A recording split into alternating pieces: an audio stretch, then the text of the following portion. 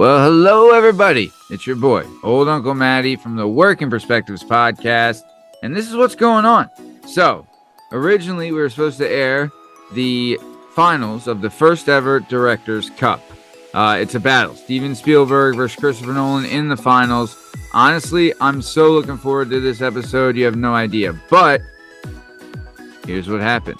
So, we were originally supposed to record the episode the other night. There was a terrible storm, which delayed my co-host from attending, and then he was on the way home from dropping off his kids, already delayed, and then it turns out his exit to go home was flooded out, and he couldn't make it home. Not a problem. Tried to rebound. Tried to call in former co-host, J-Dub, fan of the show, listener to the show, get him on. He was all whacked up on mushroom and booze, and honestly, didn't want to air the episode, but who knows? I got it in the can, and maybe one day we will. Who knows? But instead, now we're going to try something else. So what we're going to do is I got a bunch of different topics. We're going to go over them. I'm going to talk. You're going to listen. We're going to have some fun. We're going to see how it goes.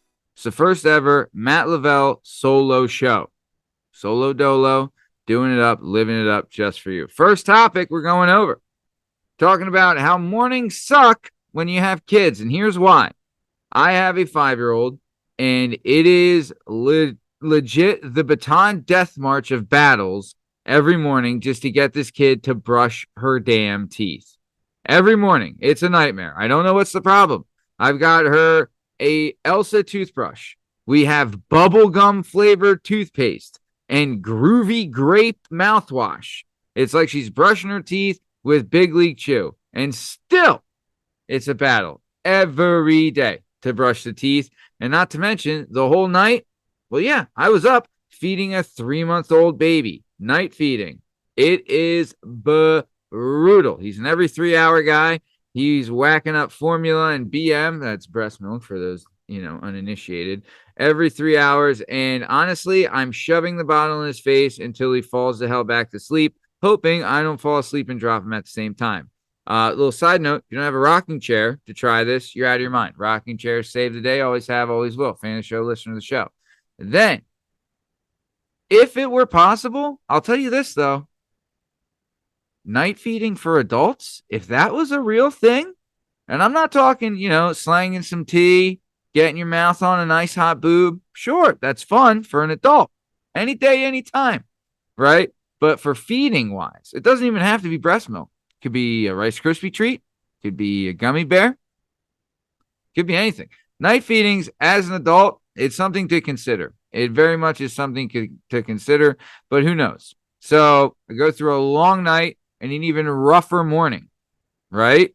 Trying to get this kid out the damn door. Finally get her in my car. We're doing a new thing now where I'll buckle her in, but she's able to unbuckle herself. So when we park and literally I'm backing into a spot, she's unbuckling, popping up on the center console, and what she loved to do, turn off my car. It's a new favorite thing, and as dad of the year, I'm allowing it. It's been a great time. I just got to make sure I'm in park and the foot is on the brake before I do it. But then the next topic, we're going to talk driving to work. It sucks. It sucks. It sucks. I have a 35-minute commute on the best day. On the best day, it's a solid 35. On the worst day, we're looking at 50. I have to take a turnpike, which means I'm subject to traffic. No fun. No fun at all. No fun at all. And the worst thing is if I don't leave right at the right time, both ways, I'm hitting traffic. And then I also have to drop my kid off at work on the way there. So that's adding even more time to my already strenuous drive in the morning. And people tell me, hey, old Uncle Matty, why don't you grab a self-driver like a Tessie? Good old Tessie. I'll tell you this. I'm basically doing that right now because I'm letting God take the wheel. Because guess what? Your boy's falling asleep at the wheel. Yeah. Oh, yeah. Do you know how many times I've woken up in the middle of a horn honk from an 18-wheeler? Too fucking many. Too many. And it's scary. It's terrifying. But I'm letting the Lord take the wheel. I'm fighting the good fight, and I'm having some fun while doing it. Not really, though. I've tried everything. I've literally probably smacked myself on one trip. Probably the most is probably 20 times. I've smacked myself to stay awake. I'm just whack, whack, whack. Right? And honestly, I almost some days, this is terrible. some days I wish, I don't know. It's tough to say, but I wouldn't mind getting an fender bender and everybody come out safe and healthy as long as I can shove it in my boss's face for saying, this is what I get for you making me drive to work. I'm endangering myself. Now let me work from home. It might be worth it. We don't know. Scary thought, though. Scary thought. I'll tell you this. I used to have a thought when I was bartending is, I'd be working, maybe this will be the 9th day in a row because you're picking up shifts and you need extra money and you're hanging out, having fun and working to get high and all that stuff. And I'm on the ninth day of work in a row without a break. And I remember having the thought of, I wish someone would die so I could legit call out of the shift and have a reason to call out. Because in the restaurant industry, if you call out, one, you don't get paid. And two, you are the biggest asshole. The biggest asshole. Really, the only excuses for calling out, is a death most of the time. And sometimes it depends. Dog death, Bern tried it one time. I mean, I love a dog, but I was already working, and I probably would have covered for him because I'm his boy, but I don't know. That was a tough one. But yeah, so I used to think that I wish someone would die, but then guess what? I was working one night and my fucking dad died. So there's that. There's that out the window. So yeah, hopefully this getting hit on the way to work thing doesn't happen, because then your boy would be in trouble. I drive a Honda Accord, basically like driving an electric shaver, so I would get destroyed. The siren destroyed. Absolutely. So falling asleep at the wheel, tough stuff. Here's another thing that's new in my world and probably new in the world. So we all know about the Easter Bunny, classic, right? Obviously, Santa Claus, been around for a while. Then they got this new thing, Elf on a Shelf, hot new thing hitting the season, another pain in the ass for parents. But here's a new gimmick. They got a new gimmick for the kids. Guess what it is? That's right. St. Patrick's Day leprechaun. Hope you got one. Because if you don't, you're a bad parent. You're a bad parent if you don't pretend a 3-foot stereotype was walking around your house causing mischief. I'm supposed to put green food dye in the toilet to make it look like this guy pissed in my toilet. That's what we're doing with leprechauns. You're looking for gold, you're setting traps. But now you have Elf on the Shelf, you have Santa Claus, you have the Easter Bunny, you have all this stuff. And now we got a leprechaun to deal with. What's next? What is next? Is there going to be the special tree on Arbor Day? Is that what we're doing? Huh? President's Day, you're going to have Abe Lincoln running around causing stuff? Chopping down cherry trees? Ugh. All it takes, I'll tell you, it's one parent that does this. One parent did an Elf on a Shelf one time, put it on Instagram. A teacher saw it, or another douchebag works from home, doesn't have a job, parent that's like, oh, let me show off my kids on social media kind of thing. Let me do that instead of being a real parent. And yeah. And now that's just something that we have to deal with for the rest of our lives. It's just a thing. So the leprechaun's a thing now. Watch out. Hopefully your kids are old enough that you missed it, but the leprechaun is now a thing. They're invading classrooms and homes, causing mischief, pissing in toilets, and then you have to have gold coins that are made of chocolate for the kids to hand out. That's the leprechaun thing. I don't know. Jury's still out. Tell you right now, jury's out. And I'm not loving it. But let's keep it moving. Another thing we got to talk about. Another thing your boy got to talk about. If you notice, your boy looking fresh. That's right. First time wearing this Carhartt sweater. Not going to lie. I got some nice gift cards for my birthday a couple months ago. Everything went to Carhartt. Everything. I got 2 hoodies and 2 sweaters.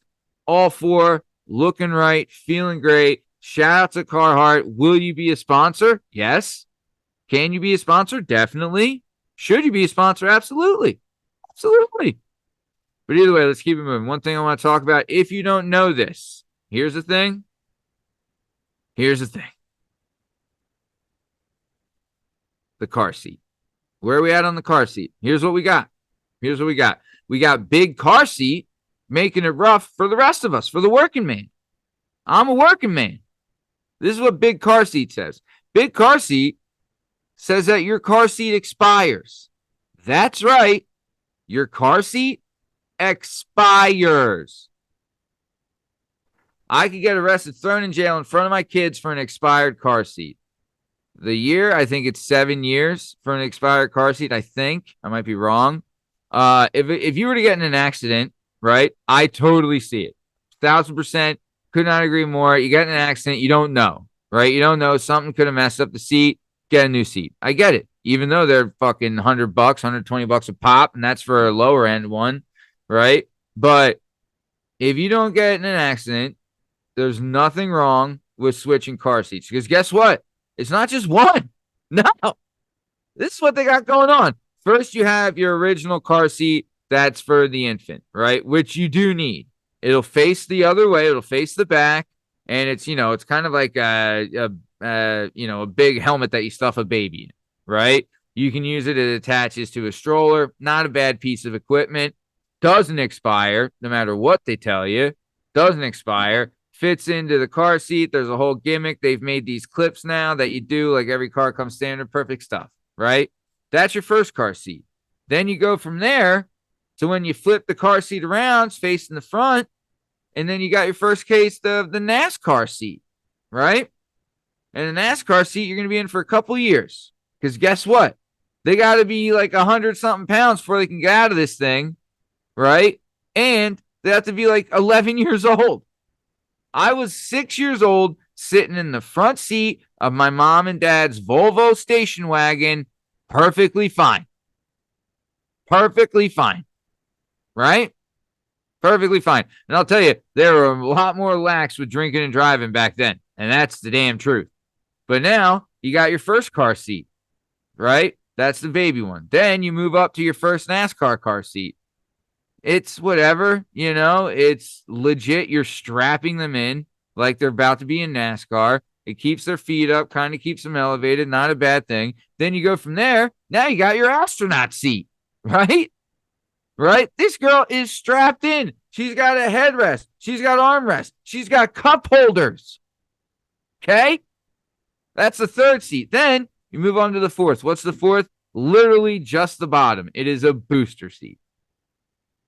And like I said, my daughter can unbuckle herself on the booster seat because I jumped one. I missed the astronaut one in my car. I drive a Honda Accord. I can't fit an astronaut seat in the Honda Accord. Probably can, but I don't want to. So I went with the booster. She's been riding boosted. Not doing too bad. Not doing too shabby. Hopefully big car seat doesn't come after me and try and throw me in jail in front of my kids. Don't want that to happen. All right. Here's the next thing we're going to talk about. And this is something that is amazing.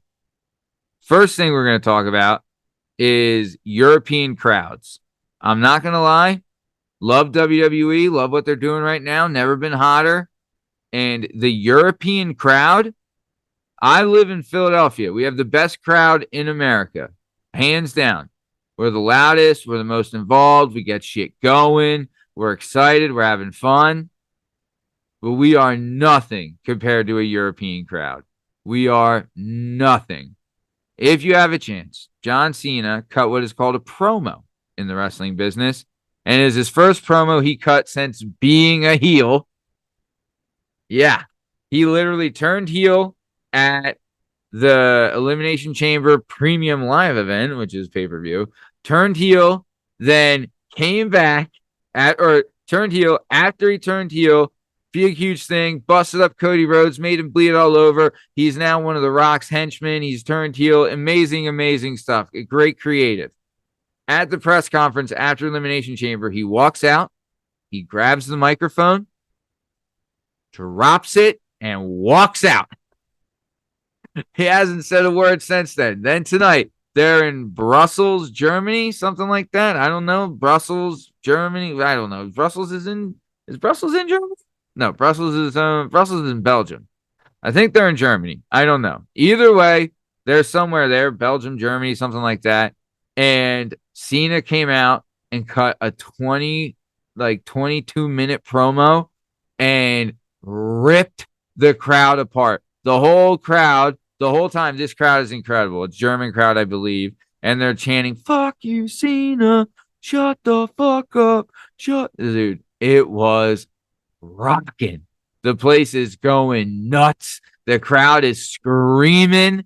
It was absolutely incredible. Must watch TV if you haven't seen it. It is absolutely fantastic. John Cena cuts one of the best promos in recent memory, and he is now officially the heel of heels and might be my new favorite wrestler. John Cena as a heel might be my new favorite wrestler. I didn't love Cena before, but I love him now. It's like if Peacemaker came out and was just the biggest dick, and it's incredible. Heel Cena is the Hail Heel Cena. That's all I gotta say. Hail Heel Cena.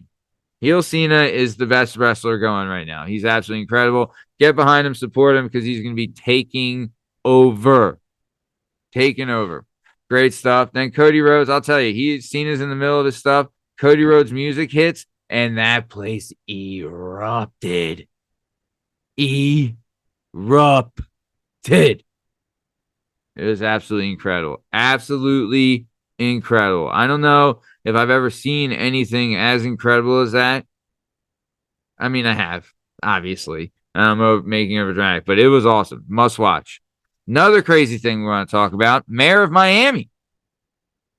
Now, I might be wrong. Don't think I am. But Miami relies on tourism for their economy a lot. So I've been told. South Beach doing it up. They're going to Miami. Yeah. It's a big part of the economy down there is the tourism. Spring break, big part of that tourism. So I understand. So what's the mayor of Miami do? Well, he tells all the spring breakers, hey, we don't want you. We don't need you. So shove off, dickhead. Shove off, dickhead. Little Delco, shove off, dickhead. That's what he says to him. And guess what? They're college kids. They don't listen to mayors. No one listens to a mayor. Would you be a mayor? Ask yourself, would you want to be a mayor? Do you have any power? I couldn't tell you the last 10 mayors of the town I live in, and I live in a high-income area where the mayor matters. I'll tell you who the cops are, though. I know a bunch of them. They all come to the jiu-jitsu gym I go to, and that's awesome. Because now I know I got a bunch of cops that can whack some shit up around here. You know? Like doing that, like seeing that. Love having a police presence. I'm a homeowner. What we doing? What we doing with a police presence? How you doing? And then, so that's in Miami. That's how things are going. Next thing we're going to talk about. Good old Mel Gibson. Mel Gibson is now trying to move Hollywood, California to Las Vegas, baby. He's starting shooting movies in Las Vegas, maybe opening a studio out there because Hollywood, California, LA is falling apart. From what everyone says, it's falling apart. It's ruined. It's a sham. It's a shithole. No one likes working there. People don't like living there. It's turned into just awful. So now he's moved out to Las Vegas, and guess what? He's the king of the town. He's Mel. Mel Vegas. He's the king of the town. Why wouldn't he be the king of the town? He's Mel Vegas, babe. Mel Vegas, babe. You know? So that's always fun. Fun. Until your daddy takes a T-bird away. All right, we're going to move on to our next topic. And you guessed it. Our next topic, Deshaun Watson is now engaged to his longtime girlfriend, Jilly Anus. That's right, Jilly Anus. That's not a fake name either. So, well, tell me how you would say this. It's spelled Anais. That's anus. That's anus to me, babe. So that's right. Deshaun Watson announced his engagement to longtime girlfriend, Jilly Anus. Jilly is her first name, Jilly Anus. Apparently, Watson and Anus have dated since 2019. I'll tell you, Watson seems like he's been courting Anus a lot longer than since 2019, Daddy. I wonder how good she is at back rubs. Okay. So yeah, in a joint post on Instagram, the couple shared a photo showing off Anus's impressive ring. Her anus ring? Oh, what if it came with some beads on it? Hell. Yeah, I'll tell you this. She is, I mean, yeah, she's the looker for sure. Absolutely for sure. And if she is put up with his stuff, my gosh. Oh, my word. He's gotten a rub and tug all 6 ways from Sunday from any hot biddy willing to come over and smack it around a little bit, give him a little slap and tickle. And then she must just love money and not care. Love money and doesn't care. Sounds like a winner for a wife to me.